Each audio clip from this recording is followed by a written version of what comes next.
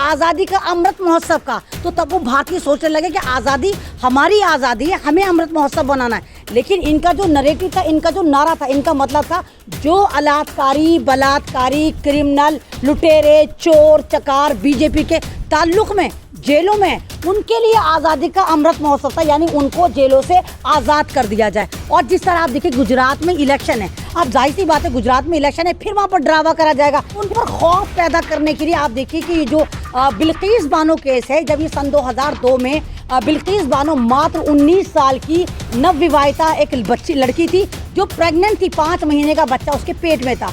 11 मुस्टंडे, हिंदू मुस्टंडे आती बारी उसका सामूहिक बलात्कार करते, उसी की नजरों के सामने उसकी 3 साल की बच्ची को मार दिया जाता और उसके अपने मटके को टच करने पर मारा। क्या तुम्हारी गैरत कहाँ चली जाती है? क्या मटके जो ब्राह्मण बना रहे हैं बैठकर? मटका भी तो दलित समाज के लोग बनाते हैं, कुम्हार जो होते हैं, ये तो खुद ही उस दूसरी कास्ट में आते हैं। या हिंदू राष्ट्र की लॉलीपॉप पकड़ाई गई, आज़ादी का अमृत महोत्सव के नाम पे आपको बेवकूफ़ बनाया, तो आप ही लोगों को मारा जा रहा। वो तो इतना छोटा सा, तो उसको तो यही नहीं पता था कि मेरा टीचर मेरी आँख फोड़ देगा। या ये जो राजस्थान में एक निकल कर आया है वाकया, ये एक ऐसे बच्चे का निकल कर आया जो दलित समाज से था।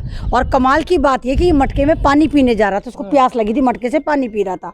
लेकिन ये उच्च कोटि के लोग जो है, जो हिंदू राष्ट्र की आपको अफीम चटा रहे हैं, लेकिन जो मरने वाला बच्चा है, एक तरफ तो आप दलितों को हिंदू मानते हैं, दूसरी तरफ उस दलित बच्चे को पानी पीने पे मार देते हैं। कमाल की बात ये नहीं कि आपने दलित को मारा, आपने मटके को टच करने पर मारा।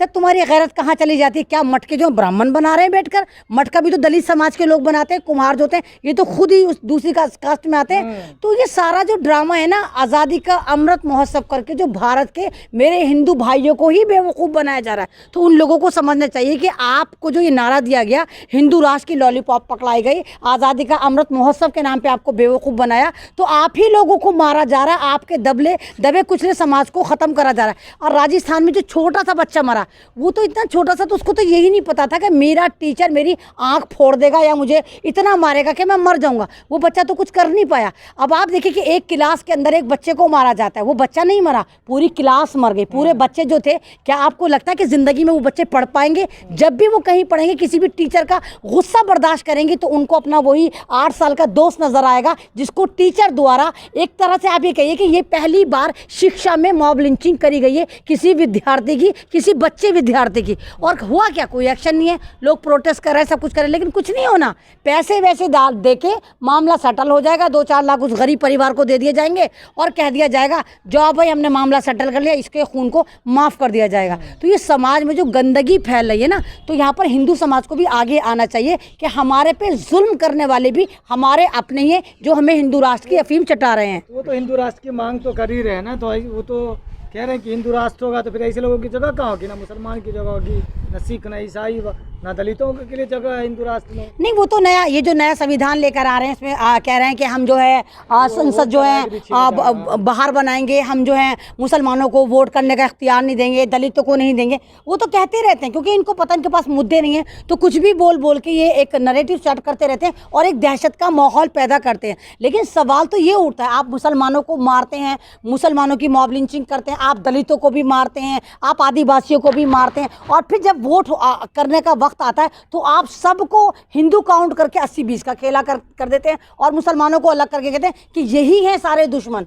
तो जो मरने वाले हैं, जिन पर जुल्म हो रहा है, जिनको घोड़ी चढ़ने पर मार दिया जाता है, आपको याद होगा अभी एक आदमी को मारा गया था, तो मूछें रख ली थी एक लड़के को, वो भी इस तरफ ही हुआ था।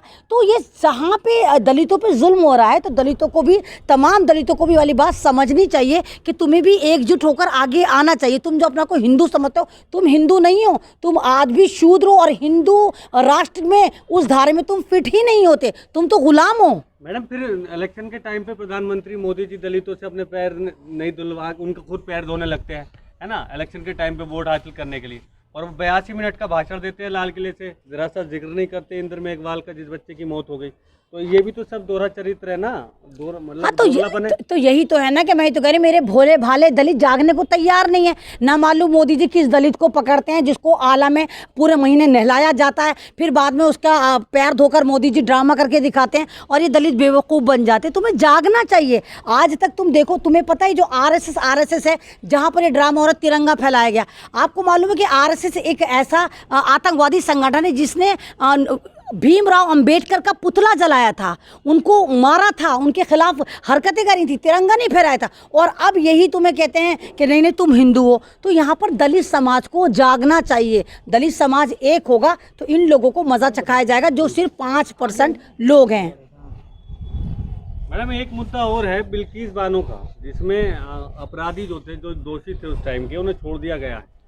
तो कैसे देखती है इसे, जबकि प्रधानमंत्री जी एक दिन पहले ही कहते हैं 15 अगस्त को लाल किले से कि नारी को सम्मान देना है, देश में ऐसा मतलब एक प्रवाह बहनी चाहिए जिसमें नारी को सम्मान दिया जाए और कोई भी अपशब्द उसके लिए प्रयोग ना किया जाए। भाई देखिए, मैं तो पहले ही कुछ ना कुछ सोच रही थी कि जो आज़ादी का अमृत महोत्सव करा जा रहा है, इसके पीछे कोई बहुत बड़ा खेला खेल रही है सरकार, और वो खेला अब समझ में आ गया। एक तो बहुत तगड़ा घोटाला करा इन्होंने, झंडा घोटाला, जो इन्होंने झंडे का ठेका अंबानी को दिया, उसमें 20,000 करोड़ का घोटाला हुआ, क्योंकि पॉलिस्टर जो कपड़ा है झंडे का वो अंबानी ने बनाया और उस पर टैक्स फ्री करा, उसको GST उसे नहीं लिया।